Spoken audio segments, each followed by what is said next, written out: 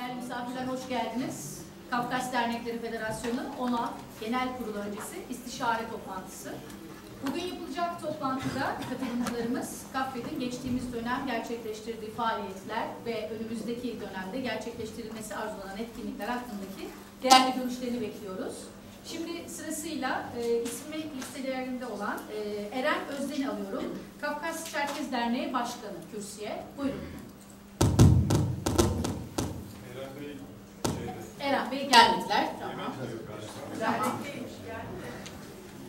O zaman başlarken konuşmamıza ikinci konuşmamız Hoşeti Didem Yılmaz, Almazlı Çerkez Kadın Hareketi adına kendisini kürsüye bekliyorum.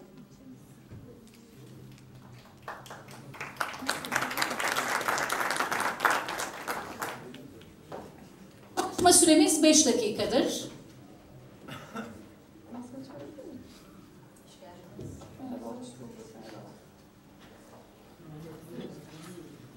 5 dakika. Tamam. Herkese merhabalar. Öncelikle bu kadar kalabalık beklemiyordum. Sanırım pandemiden sonra hepimiz birbirimizi özledik. Sizi görmek, yani bu kalabalığı görmek çok güzel. Burada olduğum için şu an heyecanlandım. Çok teşekkür ederim. Ben Hoşeti Didem, Kahramanmaraş Göksu Fındık Köyü'ndenim. Bu mikrofonun başında Almazlı Çerkez Kadın Hareketi üyesi olduğumu belirterek yer alıyorum. 5 dakika için kendimi şu an toparlamaya çalışıyorum, kusura bakmayın. Almazlı Çerkez toplumunda, Çerkez kültüründe toplumsal cinsiyet eşitliğini savunur. Bu amaçla bir araya gelmiştir. Örgütlenmiş bir yapıdır. Bugün de seçim, yani gündemimiz seçim, buna yönelik aslında kabaca 2 noktada konuşmamı yapılandırmak istiyorum. Birincisi karar alma mekanizmalarına kadın katılımı, ikincisi tüzük. Kadın katılımı için Almazlı üyesi Nursima Tuna, kendisi de Göksunlu. Onun Almazlı için yazdığı, kaleme aldığı bir yazı vardı. Ben bu konuşmanın teyidini aldığım için istatistikleri güncelleyemedim, kusura bakmayın.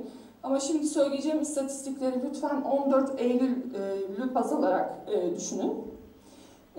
Sayın Tuna yazısında şunlara yer veriyor. Eylül'e kadar KAFED üyeleri, yani KAFED 56 üye derneğindeki yapılan seçimler, bu seçimlerin başkanları ve dernek üyelerinin kadın erkek dağılım oranını ele alıyor. Şöyle başlayayım. Dediğim gibi Eylül 2021 tarihini dikkate almanızı istiyorum. 56 dernekten sadece 4 tanesinde kadın başkan var. Bu da %3. Burada bir eşitlikten bahsedemeyiz. Çok net. Yönetim kurullarına baktığımız zaman 465 üyeden 122 tanesi kadın. Bir eşitlikten bahsedemiyoruz. Çünkü kadın temsiliyet oranı %26. Bunun yanı sıra aslında endişe verici olan nokta şu.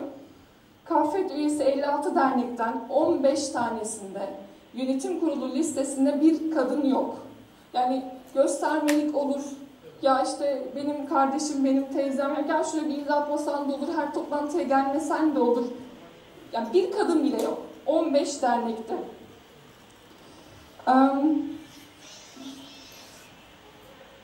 16 dernekte yeni yönetim kurulu göreve geldi o tarihe kadar. Ve bunun 10 tanesinde eski yönetimle karşılaştırıldığında sevindirici olarak kadın katılımını, kadın temsiliyetinin arttığını görüyoruz. Burada en önemli faktör, daha doğrusu en önemli örnekler İstanbul Kafkas Kültür Derneği ve Ankara Çerkez Derneği. Kadın temsiliyetinin yüksek olduğu, eşit olduğu yerler buralar. Bugün Sayın Ümit Dinçer'in başkan adaylığındaki yönetim kurulu listesine baktığımızda da 19 erkek, 10 kadın. %34 temsiliyet, kadın temsiliyeti değildir, eşit bir temsiliyet değildir. Kadınların eşit temsiliyeti kişilerin iyi niyetine bırakılamaz. Bu yüzden aslında şu noktaya gelmek istiyorum. Bu eşitlik kavramını bizim belgelerde yazmamız gerekiyor. Kadının karar alma mekanizmalarına katılımını bir şekilde tüzükte dile getirmemiz lazım. Kadınların temsiliyeti ya da dernekte yaşanan, derneklerde ya da kurumların altında yaşanan Tacizlerin, şiddetin ve bir daha altını çizerek söylüyorum, kadın katılımını kişilerin iyi niyetine bırakamayız. Bunu yazılı metne aktarmak zorundayız. Burada eleştiri getirmek istediğim birkaç yer daha var. Sayın Dinçer'e teşekkür etmek istiyorum. İstanbul Kafkas Kültür Derneği, Almastı manifestosunu yayınladıktan sonra Almastı ile canlı yayın yapan ilk kurumdu. O zamanlar Kafet Değişim Hareketi ya da Ankara Çerkez Derneği kendi politik tercihleri sebebiyle önlerinde bulunan seçimleri belki mazeret göstererek Almastı ile yan yana gelmedi. Ama İKKD'ye buradan bir teşekkür borç biliriz. Tüzük konusunda da süremi aşmamak için hepsini tek tek okumak istemiyorum ama önceki yönetime tüzük çağrılarında biz değişiklik önerilerimizi sunmuştuk. Yeni yönetime de yine tüzük önerilerimizi iletmekten mutluluk duyarız. Genel olarak toplumsal cinsiyet eşitliğinin Çerkez toplumunda sağlanması, yer edilmesi için bazı değişikliklere ihtiyaç duyuluyor ve bunun metne yedirilmesi gerekiyor. Bu bakış açısının metne yansıtılması gerekiyor. Sözlerimi toparlamam lazım sanırım.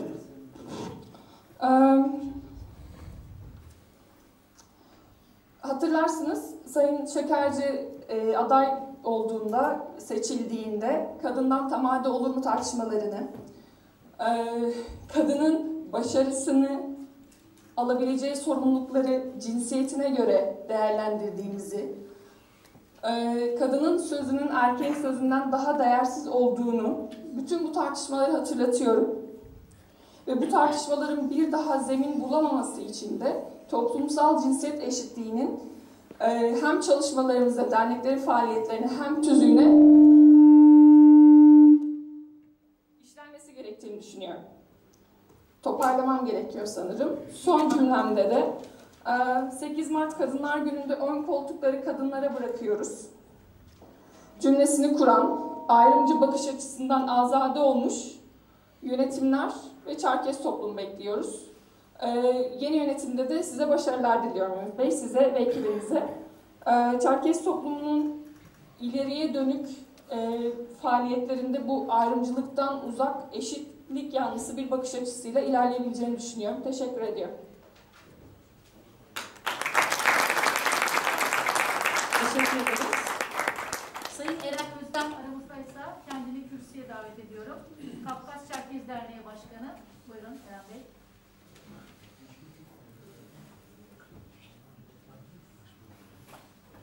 Eren Bey hatırlatma yapıyorum. Süremiz 5 dakikadır. Eğer uzarsa artı 3 dakika vereceğiz. Teşekkürler.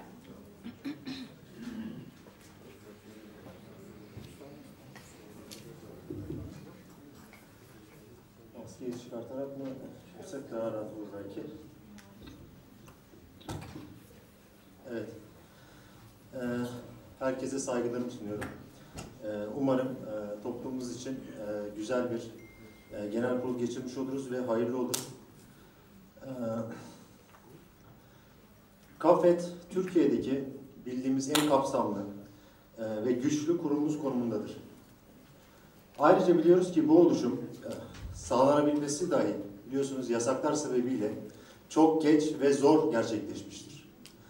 Bu sebeple bizim her zaman ileri sürdüğümüz bir konu var ki Kafet bizim hepimizin sahip çıkması gereken en önemli kurumlarımızdan biri. Ancak tabii ki eleştiriler de bunun içinde mutlaka olacaktır. Eleştirmekle sistemi yok etmek arasındaki farkı herkesin dikkatli bir şekilde değerlendirmesini biz önemsiyoruz ve herkesten de bu sorumlulukla davranmasını talep ediyoruz. Çerkez halkları olarak uzun süredir daimi bir mücadele içerisindeyiz. Bu mücadele kapsamında sivil toplum kuruluşlarının rolü ise oldukça fazladır. Sivil toplum kuruluşları toplumu bir arada tutan, kültürü yaşatmak için çaba sarf eden, iletişimi sağlayan, yardımlaşmayı sağlayan bir rol üstlenmektedir. Ayrıca toplumun siyasi geleceğinin belirlenmesinde ve toplumun kendisini bu alanda ifade etmesinde de en önemli araçlardan biridir. Kafed'in gelecek döneminde bu sorumluluk bilinciyle hareket edeceğine inanıyoruz ve güveniyoruz. Bu noktada hem yurt içinde bulunan üye derneklerinin etkileşimlerinin ve birliklerinin artırılmasını, ana vatanla ilişkilerin güçlendirilmesini, Mikro milliyetçilik propagandasına karşı mücadele edilmesini bekliyor ve bu konuda üzerimize düşen sorumlulukları da Kafkas Çerkez Derneği olarak yerine getireceğimizi beyan ediyoruz. Bunlarla birlikte aslında bizim konuşmamızın içeriğiyle ilgili farklı konularda konuşmak isterdik. Ancak biz bu genel kurulun uzlaşı içerisinde ve toplumumuzun geleceği için daha sağlıklı ve bir toplumsal kapsayıcılık kapsamında uzlaşıyla gitmesini düşündüğümüz için bazı meseleleri burada konuşmak istemiyoruz. Belki haricen belli konuşmalar gerçekleşmiştir. Ancak biz sağduyulu olmak istiyoruz ve Ümit Başkan'a güveniyoruz. Bundan sonraki çalışmalarında da herkese başarılar diliyoruz. Çok teşekkür ederim. Sağ olun. Teşekkür ediyoruz Umut Bey. Şimdi sırada konuşmacımız Sayın Cihan Candemir, eski Kafkas Dernekleri Federasyonu Başkanı. Buyurun kürsüye.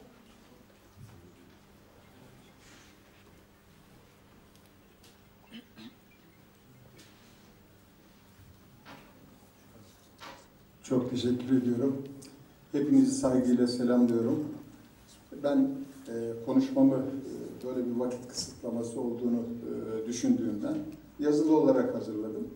Ki hiç olmazsa vakti boşa geçirmeden buradan size düşündüklerimi hitap edeyim istedim. Aslında bu konuşmayı yapıp yapmama konusunda da çok tereddüt ettim. Gerek var mı? Çünkü 70 küsur yıllık ömrüm, 50 yıllık dernek hayatım bana şunu öğretti. Aslında bu bir doğal bir hadise. Yaşamda gençlerle yaşlar arasında her zaman bir kuşak çatışması oluyor. Genç nesiller her zaman yaşları eskimiş buluyor. Onların fikirlerinden ziyade kendi fikirlerini önemsiyorlar. Hatta zaman zaman da hor görüyorlar. Ve kendileri yaşayarak öğrenmeyi tercih ediyorlar. Bu bir yaşamın gerçeği, ancak tarihte bunun için tekerrür edip gidiyor. Şimdi kurumsal hafızamız da zayıf. Yazmayı, not almayı da çok sevmiyoruz. Arşiv tutmuyoruz. Kurumsal tarih ile bağımız kurumlardaki geçmiş senelerimizde sınırlı kalıyor. Hal böyleyken ben şunun için konuşmaya karar verdim. Derneklerimizde ben biraz önce sevgili dostumla konuşuyorduk. Tam 53 yılım geçmiş. Yani ömrümün 53 yılı, 20 yıldan sonraki, 20 yaşından sonraki 53 yıl derneklerde geçmiş. Bunun yaklaşık 30 senesi de derneklerimizde, çeşitli derneklerimizde yönetici olarak çalışmışım, hizmetle geçmiş. Dolayısıyla bu kadar dernekte geçmiş olan bir birey olaraktan tarihe bazı notlar düşmemin bir görevim, hatta belki de son görevim olduğunu düşünerek buradayım. Öncelikle Kaffet yönetimine adaylığını koyan ekibi tebrik ediyorum. Çünkü zor ve meşakkatli bir göreve soyunuyorlar. Çerkez toplumunu temsil etmek gerçekten zordur. Kurumları güçlü yapan, temsil ettikleri insan kaynakları yanında temsil ettikleri toplumdan alacakları maddi ve manevi desteklerdir. Ancak ne yazık ki bu büyük kitleden alacağınız ümit, destek çok kısıtlı olacak. Düşündüğünüz birçok projeyi hayata geçirmekte ve kaynak bulmakta zorlanacaksınız. Sizi en çok eleştirenler de size hiç maddi destek vermeyenler olacak. Bu koşullar altında elinizi taşın altına koyduğunuz için bir teşekkür borçluyuz size. Sayın katılımcılar ve dernek yöneticilerimiz, sizler benim ne demek istediğimi gayet iyi anladığınızı düşünüyorum. Halbuki hesap ne kadar kolay değil mi? Türkiye'de yaşayan milyonlarca, birkaç milyon Çerkes'in en az 100.000 kişisine ulaşsak ve ayda da birer lirasını, ki dilenciler şimdi kabul etmiyor, alsak 100.000 TL eder ki 100.000 TL'lik bütçeyle, profesyonel yöneticilerle yönetimlerimiz ne kadar güzel hizmetler yaparlar değil mi? Hesap bu kadar kolay ama bu hesap çarşıya uymuyor.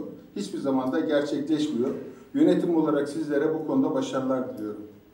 Ben şahsen geçmiş yönetimlere olduğu gibi istenen katkıyı vermeye hazır olduğumu da burada beyan ediyorum. Yeni seçilecek yönetimin çok önemli görevleri olduğuna inanıyorum. Kurumlarımız Kaffet üyesi olduğu DÇV kurulalı yaklaşık 30 yıl geçti. Bu süreçte yeni bir nesil oluştu. dünyada çok hızlı değişti ve değişmekte. Toplumun gelecek en az 10 yılını planlamak, yeni kuşakları, yeni hedefler doğrultusunda çalışmalarınıza katmanın en temel göreviniz olduğunu düşünüyorum. 18-12-2010 tarihinde, yani 11 yıl önce geniş katılımlı bir ortak akıl toplantısı yapmıştık. Ortak akıl toplantısı sonuçları bir anlamda toplumun yönetimlere yüklediği görevleri ve sorumlulukları içerir. Federasyonun arşivinde bulabilir misiniz bilmiyorum. Orada çok önemli notlar ve saptamalar var. Ama benim arşivimde mevcut. Ben arşivimi biraz önce Yıldız Başkan'la da konuştuk. Arşivimin bir şekilde toparlanması ve kafede mal edilmesi gerektiğine inanıyorum. Çünkü ben not tutmayı severim ve bütün toplantıların notlarını tuttum. Orada çok önemli. Geçmişe yönelik benim bulunduğum dönemlerle ilgili notları bulabilirsiniz. Bunu antiparantez olarak belirteyim. Bu arşivimde bu ortak akıl toplantısının sonuç bölümünü okudum ve sonuç bölümünden bazı bölümleri hala güncelliğini koruduğunu görüyorum ve bunu sizlerle bazı maddelerini paylaşmak istiyorum. Çok uzun. Sadece vakti iyi kullanmak için önemli gördüğüm hususları paylaşacağım. Mesela demişiz ki orada, diasporada ve anavatanda yaşayan Kafkas halklarının kendi etnik ulusal adlarını kullanmaları ve öne çıkarmaya çalışmaları elbette doğal haklarıdır ve teşvik edilmelidir. Ancak bunun diğerlerini dışlayıcı, ayrıştırıcı, birbirinden uzaklaştırıcı olması kabul edilemez. Bu bağlamda 1908'deki ilk örgütlenmemizden bu yana olduğu üzere özellikle diasporada Adige, Abaza, Ubuk ve diğer Kuzey Kafkas halklarını bütünleştiren, onlara siyasi hüviyet kazandıran Çerkes'in ortak ad ve siyasi tanım olarak kalması doğal olacaktır demişiz. Yine sonuç bildirgesinde demişiz ki 5 kuşaktır yaşadığımız diasporada varlığımız devam edecektir. Bu gerçekten hareketle varlığımızı, kimliğimizi koruyarak sürdürmek, asimilasyona karşı direnmek, dilimizi ve kültürümüzü yaşatmak önceliklerimizdendir. Tüm dünyayı dalga dalga kucaklayan demokrasi anlayışı, gerçi biraz tersine döndü bu 2010'dan sonra ama gelecek o günler nasıl olsa, ve hızla yükselen kültürel siyasal haklar algısı farklılığımızı korumamızda en büyük teminat olarak değerlendirilmelidir. Diasporada mevcut hakları kullanmak ve hakların sınırlarını genişletmek için örgütlü mücadeleyi yükseltmek ve demokratik mücadele enstrümanlarını artırmak gerekmektedir. Bu bakımdan bugüne kadar sürdürülen kültürel dernekçilik anlayışını aşarak siyasal örgütlülüğüne ulaşmak ortak hedeftir. Gelecek hedefi, talebi, umudu olmayan hiçbir toplum yaşayamaz. Bizi geleceğe taşıyacak yol örgütlüğümüzü siyasallaştırmaktan geçmektedir. Sonuç bildirgesinde anavatana yönelik de birkaç maddeyi izninizle paylaşayım.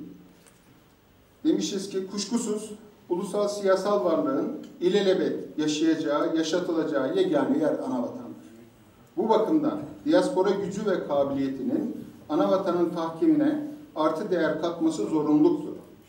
Nüfus, yetişmiş insan gücü, bilgi ve sermaye gücünün anavatana yönlendirilmesi hayati önem arz etmektedir. Yanı sıra çifte vatandaşlık hakkının sağlanması ve yaygın olarak kullanılması diaspora anavatan etkileşimini ve işbirliğini azami seviyeye çıkaracaktır. Demokrasi ve hukuk düzeni nerede yaşarsak yaşayalım varlığımızın ve geleceğimizin teminatıdır. Bu çerçevede Türkiye'de ve Rusya'da demokratikleşme ve modern yönetim anlayışının yerleşmesi ve kökleşmesi son derece önemlidir. Çağdaş yönetim ve hukuk standartlarına ulaşmak varlığımızın sürmesinin garantisi olduğu kadar geri dönüşünde itici gücü olacaktır. Dolayısıyla yaşamakta olduğumuz tüm topraklarda demokrasinin geliştirilmesi, hukukun hakim kılınması, refahın artırılması ve adil paylaşılması için çalışmak kendimiz için olduğu kadar tüm insanlık adına bir görevdir. Kendimiz için ne istiyorsak birlikte yaşadığımız insanlar için de aynısını istemek, çağdaş insan olmanın yanında tarihi geleneklerimizin de temel insanlık felsefesidir. Bir diğer madde, anavatandaki cumhuriyetlerimizin bölgenin hakim gücü Rusya ile ilişkileri özel önem ve hassasiyet arz etmektedir. Cumhuriyetlerimizin siyasi idari yetki alanlarını geliştirmeleri ekonomik yeterliliklerini geliştirmeleri ve içinde yakınında bulundukları Rusya Federasyonu ile siyasi diplomatik ilişkilerin süreçlerini iyi yönetmelerine bağlıdır. Federal yapı içerisinde mevcut siyasal ve ekonomik yapılarını korumaları çok önemlidir. Varlığımıza yönelik bir tehdit ve tehlikeler olmadıkça yerel çatışmalardan kaçınmak, toplumsal barış içinde yaşamak temel politikamız olmalıdır. Özgürlük ruhumuzu korumalı ancak ölçüsüz milliyetçiliğe kapılmamalıyız. Yani sonuç bildirgesi 3 sayfa. Daha çok maddeler var. Çok önemli maddeler var. Dilerim okur değerlendirirsiniz. Sonuç olarak zor olaraktan şerefli siyasi bir göreve soyunuyorsunuz. Siyasetteki başarınız temsil ettiğiniz kitleleri birleştirmekle olacaktır. Siyasi başarınız ise akıl ile yürüteceğiniz diplomatik başarınızla mümkün olacaktır. Sözlerimi Adige Cumhuriyeti'nin kurucusu ve ilk Cumhurbaşkanı Sayın Aslan Carmov ve Kabardey-Balkar Cumhuriyeti'nin ilk Cumhurbaşkanı Valeri Popov'dan bizzat dinlediğim şu cümleyle bitirmek istiyorum. Bizler için yaşadığımız büyük toplumlarla çatışarak, bizler içinde yaşadığımız büyük toplumlarla çatışarak hiçbir şey elde edemeyiz. Yeni seçilecek yönetime başarılar diliyor. Hepinizi saygıyla selamlıyorum. Teşekkür ederim.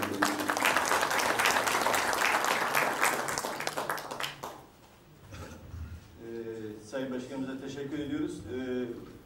Zaman konusunda pozitif bir ayrımcılık yaparak kendisine biraz daha uzun süre verdik. Bundan önce konuşan arkadaşlarımızdan, bundan sonra konuşacak arkadaşlarımızdan bu süre sınırlaması için tekrar özür diliyoruz. Başkanımıza tekrar ağzına sağlık, teşekkür ederim. Evet, sıradaki konuşmacımız Acop Umut Akkişi, Ankara Çerkez Derneği Gençlik Komisyonu Başkanı. Buyurun.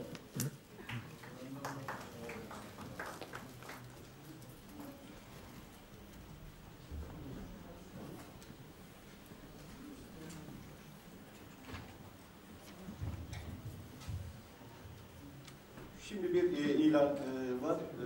01 TE 125 plakalı aracın sahibi aracın yanına giderse bir sorun var sanıyoruz. Onu halletmiş oluruz. 01 TE 125. Öncelikle Ankara dışından gelen ve Ankara içinden gelen bütün misafirlerimizi buradan selamlamak ve hoş geldiniz demek istiyorum. Ankara Çerkez Derneği ve Çerkez Gençliği olarak. Sözlerimize eski Kafet yönetimi olan Yıldız Şekerci'ye ve ekibine hizmetlerinden dolayı çok teşekkür ediyoruz. Ve yeni gelecek olan ekibe başarılı olmaları için iyi dileklerimizi ve niyetlerimizi sunuyoruz. Öncelikle burada bu konuşmayı yapma sebebim biz Ankara gençleri, diaspora gençleri olarak bizden ne bekleniyor ama bize nasıl davranılıyor üzerine bir konuşma olması. Biz bütün derneklerimizi bir kale taşı olarak görüyoruz ve Kafet bizim gözümüzde bir kale. Bütün derneklerin bir arada olduğu, diasporayla en büyük etkileşimin olduğu, bağlantıların olduğu çok büyük bir kale. Yıllarca gençlerimizden kültür ölüyor, kültüre sahip çıkmalısınız, kültüre hizmet etmelisiniz motivasyonları yapılıyor. Yalnız gençlerimize motivasyonlarının karşılığı verilmiyor. Gençlik çalıştayları düzenleyip gençlerimize sorunlar soruluyor. Neler önerirsiniz, neler yapmalıyız deniyor. Ama söylenilen sorunlar havada kalıyor, çözüme ulaştırılmıyor. Bunun sebebi gençlerimize tabiri caizse toy bakılması, düşüncelerinin hayalperest ya da idealistlikten uzak olarak gözükülmesi. Bu hayatta satın alınamayacak nadide şeylerden bir tanesi tecrübedir. Parayla asla satın alamazsınız. Bizim büyüklerimizin, bizim tamadelerimizin, dernek yöneticilerimizin bize göre çok çok daha fazla tecrübeleri olduğunu biz her zaman farkındayız. Ama şunun olmasını istiyoruz ki çok büyük bir genç bir kitlemiz var ve genç kitlemiz bir şeyler başarabilecek seviyede bir kitle. Mücadele etmeye çok yatkın, mücadeleci bir yapıda. Daha çok fırsat tanınmasını istiyoruz. Burada yeni gelecek yönetime de açık bir teklif sunarak resmi bir Kafet Gençlik Komisyonu'nun kurulmasını istiyoruz. Kendi tüzüğü olan, iç işlerinde özerk olan, bütün diaspora gençleriyle bağlantısı olan, sadece Türkiye değil, İsrail, Amerika, Avrupa, ana vatandaki gençlerle ortak çalışmalar yapan bir kuruluş olmasını istiyoruz. Buna bütün gençlik adına gerçekten ihtiyacımız var. Bir şeyler başarabilmemiz için. Çünkü sadece gençlik çalıştayları yaparak veyahut da 20 genci bir araya toplayıp bizim sorunumuz ne, neyi başaramıyoruz diyerek bir ilerleme kat edemeyiz. İlerleme kat etmek istiyorsak, kültürümüzü yaşatmak istiyorsak sadece ana vatana, geçmişe doğru dönük değil, küreselleşmeyi bilip localaşabilen bir topluluk haline gelmemiz gerekiyor. Çok dağınık yaşıyoruz. Buna örnek vermem gerekecek olursa yakın zamanda kafede bir rapor hazırlamıştım kendim. Rusya'da, St. Petersburg'da eğitimime başladım ben. Daha sonra geri döndüm. Rusya diasporasında ve ana vatanda yaşayan öğrencilerin çektiği zorluklarla ilgili. Gençlerimiz ana vatana gönderiliyor ama daha sonra hepsi teker teker unutuluyor. Keza bu aynı şekilde Rusya'nın içerisi için de geçerli. Gönderdiğimiz gençlerimize sahip çıkmalıyız. Ne olursa olsun orası bizim ana vatanımız, ata toprağımız. Ama biz hepimiz burada doğduk, burada büyüdük, buranın sistemiyle yetiştirildik. Ve orada eğer bir geri dönüş istiyorsak, orada yaşamak istiyorsak, oraya giden gençlerimize sahip çıkmamız gerekiyor. Sadece manevi olarak değil, biz sizin arkanızdayız, yanınızdayız gibi sözlerle değil, bunu fiziksel, yeri geldiğinde maddi olarak desteklenmesi gerekiyor. Bütün gençlerimize sahip çıkılması gerekiyor. Biz şuna inanıyoruz, kültürümüz büyük bir çınar gibi, toplumumuz her koşullar altında var olmayı başaran mücadeleci bir toplum. Gelecekte de var olabilecek bir toplum. Ama kültürden önce şunu hepinizin bilmesini isterim ki gençlerimiz ölüyor. Gençlerimizin ruhları kayboluyor. O ruhu kaybetmememiz gerekiyor. Gençlerimizin hepsini geri kazanmamız gerekiyor. Gerekirse habzemizi bile günümüz koşullarına göre reforme edebilecek cesaretli olmamız gerekiyor. Bu konuda Almasta'ya ayrıca teşekkürlerimizi sunuyoruz ve onları desteklediğimizi buradan belirtmek istiyoruz. Bu yapıya sahip olabiliriz, bu güçte olabiliriz. Umarım yeni yönetim de bize bu imkanları tanır ve dediğimiz gibi resmi bir gençlik komisyonu adı altında çalışmalar yapmamıza imkan sağlayabilirler. Bunları söylemek istedim. Tekrar hepiniz hoş geldiniz. Teşekkürler, sağ olun. Teşekkürler Umut. Gerçekten gelecek bugünden hazırlananlara aittir lafını çok güzel bir şekilde anlattın bize. Teşekkür ediyoruz. Sıradaki konuşmacımız Abdurrahman Katı, Şimali Kafkas Derneği Başkanı. Buyurun.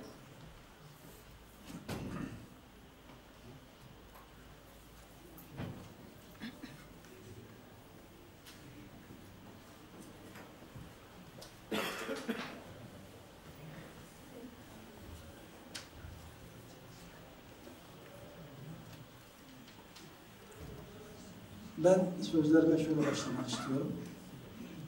Sağ olsunlar, bir selamlama konuşması için bir talepte bulundular. Ben hiç öyle bir niyetli ya da öyle bir hazırlığım da yoktu. Sadece bir selamlama konuşması yapmak için buraya çıkmış bulunuyorum. Dit havd kazasar haşkam bibleka dinahuzham rahmet men Allah berkarit. قناة هري على حمز يقول أوزد أوجوا لجنو ثلاث مصحى لجنو تلحقر زتراغتنو يغبسونو صوتك بيتحدث غزوة هشوان دين خز ثلاث أهم دين بزوج بلان أهم يشق قطشهم سلام مقابل في زوجر. Şimdi ben bu kürsüye pek çıkmıyorum, bu tür kürsülere pek çıkmıyorum. Şimdi çıkınca biraz farklı bir şeyler hissettim. Sadece selam verip inmek üzere çıkmıştım ama birkaç kelime de söylemek istiyorum. Şimdi biz, ben bu Çerkes Derneği'nin 78-79'dan beri içerisindeyim. Herhalde en eski üyeleri kadar eskiyim. Ama şu anda da Şimali Kafkas Derneği'nin Yışkara Kafkas Şahsen aslen hudiyet emenak üstümüz namazım zoğun kıbrıs dine kız hamsi psamıkdar havayı hamadar saras oranın dernek başkanlığını şu anda büyüklerimiz öyle uygun gördüler. Ben yürütmeye çalışıyorum. Bununla ilgili birkaç cümle sarf edeyim. Şimdi bizler inancımızı, kültürümüzü ve dilimizi unutmadan, birini ötekine tercih etmeden, bizim gibi düşünmeyenleri, bizim gibi inanmayanları itelemeden, ötelemeden topluma hizmet etmek için bir gayret sarf ediyoruz. Yani aslında sosyal relasyonlar muhudui tamzilorun kabulmans da di muradır dibzler kapsatu dişabzen diri ko di muslimana qabzem diri lajwa muhudwa da dişapkam zugura hargotsanım yavuzdits ras dedi muradri tizgur adizada ojma zimzir dempeyekme نخطب وتنوسي أخدم أهود ساعود وسوق سسر أجي مخيمة. Şimdi daha önce bildiğiniz üzere lütfen ben hazırlıklı uyarırsınız beni. Daha önce bildiğiniz üzere herkes köylerde yaşıyordu. Aynı şeylere inanıyor, aynı şeyleri yiyor, aynı şeyleri içiyor, aynı şeylere inanmıyor, aynı şeyleri reddediyordu. Fakat biraz önce de burada gördüğünüz üzere Almas'ta hareketinin temsilcisi olan kardeşimizin bahsettiği konular bizler için konuşulabilecek konular değildi. Fakat geldiğimiz şu zamanda bütün her şey konuşulabiliyor. Çünkü bir ailedeki 3 kişiden, 5 kişiden birisi diğerine mutlaka farklı düşünüyor, farklı inanıyor, farklı davranıyor. Bunların hepsi normaldir. Fakat bizim burada yapmamız gereken zannediyorum, herkes tabii söylüyor bunu da yapmaya gelince iş birazcık değişiyor. Toplumun değerlerini itelemeden, ötelemeden, içindeki insanların düşüncelerini yargılamadan, belki konuşulabilir, tartışılabilir, bunlar başka bir şey ama biz bir avuç insanız, birbirimizi itelemeden, ötelemeden, gerçekten hani hep söylüyoruz ya slogan olarak ne kadar yerine getiriyor, "Dezakat ve deşas" diyoruz ya, onun için gerçekten bunu samimiyetle yaparsak, birbirimize biraz öyle veya bu gözle bakmadan, hafif yukarıdan bakmadan zannediyorum hepimiz için daha hayırlı olur. Bir de gerçekten böyle yaparsak bizim STK'larımız toplumu kucaklamış olurlar. Yani kendi çerçevemizde, kendi çemberimizde kalmamış oluruz ve mutlaka bu da bizi daha da güçlendirir, ileriye gitmemizi sağlar, ayakta kalmamızı sağlar. Dediğim gibi buralardan çok tecrübelisi değilim ben. Fazla konuşursam herhalde iyi olmayacak. Ben her şeyden önce bugüne kadar bu sosyal STK'lar içinde olmayan kardeşlerimiz dışarıdan tabii ki bunu birazcık daha kolay görüyorlar ama ne kadar zor ve zahmetli olduğunu işin içine girdiğiniz zaman hele bizim toplumumuzla uğraşmak o kadar zor ki bunu en iyi içinde olanlar bilir STK'ların. Çok çabuk küseriz ve çok zor barışırız. En ufak şeyde. Ve Cihan Bey'in de söylediği gibi farklı şeyler de var. Gerçekten zor bir iştir bu STK'lara ulaşmak. Ben sözü fazla uzatmadan bugüne kadar yapılan çalışmalar için Yıldız kardeşim de Can Başkanımız da burada. Herkese gerçekten kalbi şükranlarımı sunuyorum. Teşekkür ediyorum. Onlardan Allah razı olsun. Bundan sonra görevi devralacak olan kardeşlerimize de başarılar diliyorum. Söylediğim gibi lütfen birbirimizi itelemeyelim, ötelemeyelim. Herkes gibi düşünmek zorunda değil. Herkes gibi inanmak zorunda değil. Biz birbirimizi böyle kabul ettiğimiz müddetçe gerçekten bir olup beraber olsak dizi grup dizide ojma zıvıradıkız. Arası ben tekrar herkesi saygıyla selamlıyorum. Teşekkür ediyorum. Teşekkürler başkanım. Şimdi sıradaki konuşmacımız Yusuf Kamil Taymaz, Kafkas İş Adamları Derneği Başkanı. Buyurun.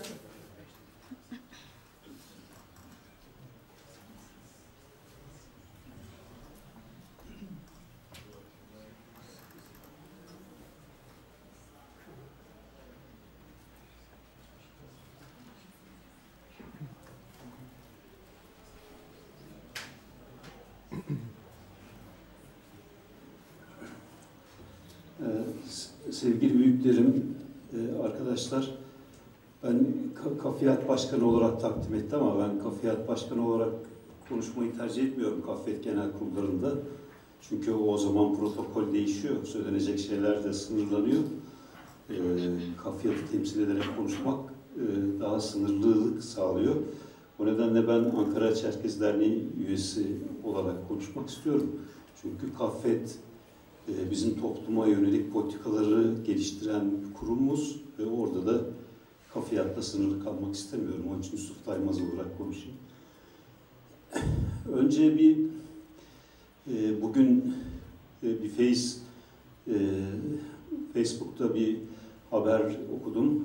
Akanda Taştekin göndermiş. Bizim okulda dönem arkadaşımız Erdinç ve işte yönetim kurulu, Kaffet yönetimlerinde bulundu Janset. Onun oğlu Perit ve Berke Boğaziçi'ndeki atama protestolarından dolayı 53 gündür hapiste. Bugün 54 oldu. Erdinç'te dün konuştum. Metris'te tutuklu olarak duruyor bu çocuklar. Hücrede 53 gündür. 54 bugün. Dün itibariyle Metris'ten de Silivri'ye geçirmişler. Yani çok acı bir durum. Türkiye zaten bunları yaşıyor, sırf bizim Perit değil. Birçok aydın, birçok siyasi insan tutuklu bulunuyor. Suçlu değil yani, suçlanmış fakat mahkeme karar vermemiş. Yıllarca sürüyor. 4 yıldır, 5 yıldır tutuklu olan insanlar var. Tam bir korku rejimindeyiz. Böyle bir otoriter yönetim altında yaşıyoruz. Ve bu dönemde de Kaffet Genel Kurulu'nu yapıyoruz. Herkese kolaylıklar ya. Akanda Taştekin de bizlerden Perit'e sahip çıkmamızı istiyor. Sırf Perit'e değil tabii, Berke'ye de. Ama biz de bir sivil toplum kuruluşu olarak belki yarın böyle bir karar alabiliriz. Onu söylemek istedim öncelikle. İkinci söylemek istediğim de Almastı ile ilgili. Almastı hareketinin çıkışını ben de çok olumlu buldum. İlk çıktığı günden itibaren destekledim. Ne söyledikleri, ne ettiklerinden öte bir toplum, dinamik bir toplum kendi içindeki tüm alanlarda mücadele etmesini bilen toplumdur. Bizim Çerkez ulusal sorununa sahip çıktığımızda dünyadaki siyasi ve ideolojik atmosfer aslında devletlerin yönetiminin kimler tarafından sağlanacağı sınırlaması içinde kalıyordu.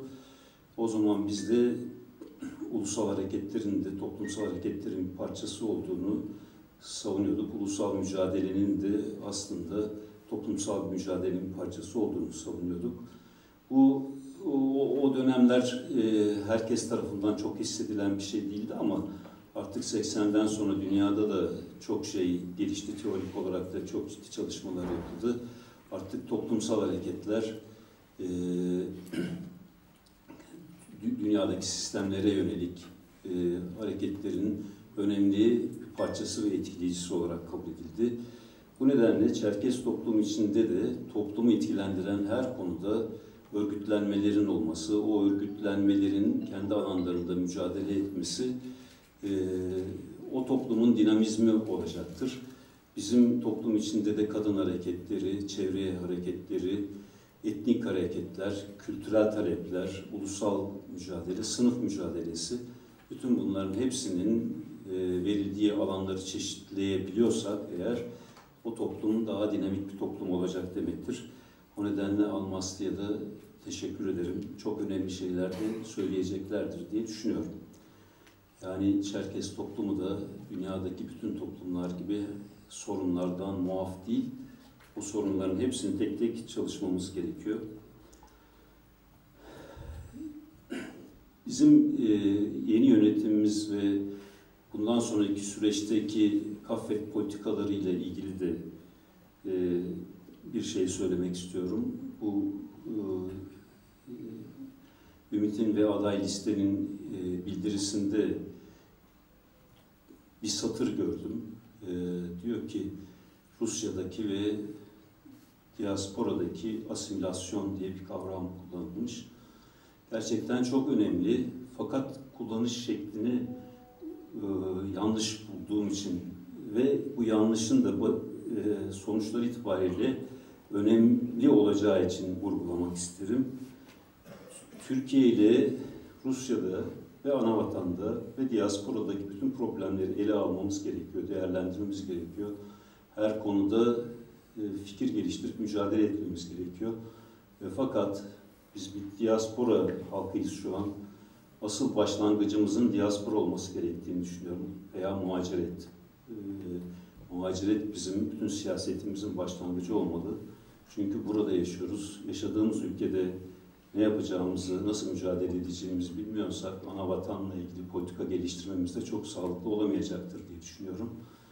Asimilasyon kavramının da Türkiye'de ve Rusya'da çok farklı olduğunu düşünüyorum. Çünkü Türkiye bir ulus devlet, 23'ten itibaren böyle kuruldu. Ulus devletin de en önemli özelliği kendi coğrafyasında diğer halkların hiçbirini kale almamasıdır. Daha tam tersi asimile etme politikasının olmasıdır. Yani Türkiye Cumhuriyeti'nde Çerkezler ciddi bir asimilasyon politikasının içinden geçtiler. Hala da geçiyorlar. Türkiye'de Türk'ten başka hiçbir halk yasal olarak yok. Anayasada hükmü yok. Yok olduğu gibi bir de asimilasyonu sağlayacak bir sürü hükümler bazen oldu, bazen olmadı. Mesela 80 Anayasası yürürlüğe girdiğinde Türkçeden başka hiçbir dili ana dil olarak kabul etmedi. Bu açılım sürecinde işte bir miktar bir şeyler oldu ama hala hukuken yok. Bu nedenle Türkiye'de hukuken olmayan bir halkız biz. Asıl sorunumuz budur Türkiye'deki Çerkez halkının. Anavatanda ise farklı bir gelişme oldu. Çarlık Rusyası'ndan sosyalizme geçildi. Sosyalizmden de şimdilik bir Rusya Federasyonu'na geçildi. Federasyonun da en önemli özelliği federatif bir yapı olup bütün halkları tanıyor olması. Yani onun da eksiği, fazlası, yanlışı, doğrusu tartışılır, konuşulur, değerlendirilir, mücadele edilir. Ama orası federatif devlet. Arabi Adige Anayasası'nı çevirdi Türkçe'ye. Okuyanlarımız vardır. Kaberde Anayasası da böyle, diğer anayasalar da böyle. Birinci maddesi şöyle başlıyor. Adige Cumhuriyeti egemen bir devlettir diye başlıyor. Adige Cumhuriyeti'nde resmi dil Rusça ve Adigecedir diyor. Ve parlamento, meclisi yani bir devlet yapılanmasının bütün niteliklerini anlatıyor. Bunlardan herhangi bir satırı, Türkiye'de herhangi bir satırı için insanlar onlarca yıl hapis yatıyor. Yani özellikle Kürt halkından 20.000'den fazla siyasi mahkum var. Bu vardı. Yani bugünlerde kaç oldu belli değil yani. Biraz evvel Can abiyle konuştuk herhalde. Türkiye'de 300.000'den fazla insan var. Yarıya yakını mahkum, yarıya yakını suçlu değil daha, tutuklu. Böyle bir otoriter ülke. Rusya da tabii otoriter ülke ama iki ayrı devletin iki ayrı niteliğini ayırıp değerlendirmemiz gerekir diye düşünüyorum. Son olarak da Türkiye'deki siyasetin, Çerkez siyasetinin de gelişmesinde ciddi bir şey var, duraklama var diyeyim. Yani ben bu genel kurulda kendi pozisyonumuz açısından bir dönüm noktası diye düşünüyorum. Bu genel kurul ilk defa dönüşçülerin etkin olmadığı bir yönetim listesiyle bu genel kurula gidiyoruz diye düşünüyorum. Bu bir olgu yani bir eleştiri bir şey değil ama bundan evvel genellikle bahsediliyor ya derin kahvet diye bir konu. Ben o derin kahveti bir dönüş hareketinin etkisi olarak düşünüyordum. Şahıslar değil de dönüş hareketinin etkisi. İlk defa bu genel kurulda 75'lerde başlayan Ankara Derneği'nde Kurtuluş Yolu'nda birlik grubuyla başlayan dönüş grubunun çizgisinin, mücadelesinin etkin olmadığı bir yönetim kurulu seçiliyor ilk defa. Bu tam ciddi bir dönüm noktası. Bu da gerekiyordu herhalde çünkü o dönüş hareketi belli bir dönemde ciddi mücadeleler verdi. Ciddi topluma katkıları oldu ama sonunda duruldu diyelim. Yeni açılımlara ihtiyaç var diye düşünüyorum. Bununla ilgili de bir kitap çıktı şimdi. Okursanız sevinirim. İkincisi de çıkacak. 21. yüzyılda Çerkezlerle ilgili. O kitapta benim kısa bir yazım var. Orada bahsettim. 3 tane önemli şey var bence. Gündeme getirmemiz ve dikkat etmemiz gereken ve değerlendirmemiz gereken. Birisi radikal demokrasi kavramı. Radikal demokrasi, Abdullah'ın da biraz evvel dediği gibi kimseyi ötelemeden bütün farklılıkları farklı olduğumuzun bilincinde olarak ve kabul ederek bir arada olmamızı sağlayan bir demokrasi anlayışı. Hem farklılıkları kabul edeceğiz, hem o farklılıklar içinde bir arada olacağız ve o farklılıklar içinde mücadeleyi geliştirmeliyiz diyeyim. Bu böyle bir yaklaşım dünyada ve Türkiye'de ciddi biçimde tartışılıyor, değerlendiriliyor, ele alınıyor. İkincisi yerel yönetimlerin önemi. Bizim işte hukuken var olmadığımız gibi fiilen de var olamıyoruz. Yani mesela Kürt halkı fiilen var oluyor. Neden? Diyarbakır'da, Mardin'de, birçok şehirde belediyelerin yönetimine kendi yöneticileri geliyor ama kayyum atanıyor, gidiyor. Biz herhalde muhtar düzeyini aşan herhangi bir yerel güce sahip değiliz. Seçsek muhtar seçebiliyoruz şu an oy çokluğuyla. Demek ki oy çokluğunu aşan ve yerel yönetimlere katılabilmemizi sağlayan yol yordam yöntemler geliştirmemiz gerekir diye düşünüyorum. Mesela Düzce Belediyesi'nde herhalde 5'e yakın Adiye Abaz'a Kuzey Kafkasyalı arkadaşımız var. Onlar bu süreç içinde nasıl katılırlar, belediye yönetimlerinde neler yapabilirler, yerel yönetimlerde nasıl etkin olabilirler gibi bir politikayı da geliştirmemiz gerekir diye düşünüyorum. Biraz toparlarsanız süremizi oldukça geçti. Öyle mi? O zaman hemen bitireyim. Tamam, haklısınız. Son bir şey daha, diaspora stratejileri diye bir kavram var. Dünyanın bütün diaspora veren ülkelerinde her türlü diaspora için gelişiyor bu kavram. Yani ana vatanla diaspora arasında politikaları geliştirmek, ana vatanın diasporayı tanıması, diaspora ile ilişkileri geliştirmesi ile ilgili bu konuda da ciddi çalışmalar yapmamız gerekiyor. Birçok ülkede, İtalya'da örneğin, İtalya'nın diasporası meclisine milletvekili veriyor.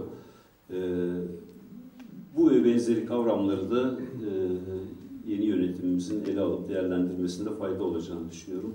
Hepinize teşekkür ederim. Sağ olun. İyi günler dilerim.